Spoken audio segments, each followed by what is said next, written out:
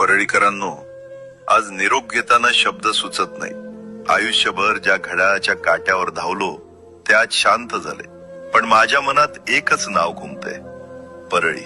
पालकमंत्री म्हणून मी काय केलं हे तुम्ही पाहिलं, पण त्याही पेक्षा एक मोठा भाऊ म्हणून, एक आधार म्हणून मी तुमच्याशी जोडला गेलो होतो। जाताना माझा जीव फक्त एकाच गोष्टीसाठी कासावीस होतोय, माझा धनंजय। त्याला मी राजकारणात घडताना पाहिलंय, लढताना पाहिलंय आणि जिंकतानाही पाहिलंय। माझ्यासाठी तो फक्त सहकारी नव्हता, तर माझा श्वास होता। आज मी माझी सगळी पुण्याई, माझी सगळी ताकद धनंजयच्या रूपाने परळीला अर्पण करून जातोय। त्याला सांभाळून घ्या, त्याच्या हातात माझे हात आहेत, त्याच्या शब्दात माझा आवाज आहे, हे विसरू नका।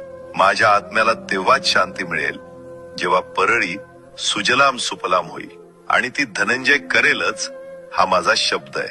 अजित पवार संपला नाही, तो धनंजयच्या रूपाने, कार्यकर्त्यांच्या रूपाने तुमच्यातच जिवंत आहे। माझ्यावर असलेलं तुमचं प्रेम आता धनंजयला द्या, तो कधी तुम्हाला मान खाली घालायला लावणार नाही याची गॅरंटी मी देतो। शेवटचा जय महाराष्ट्र।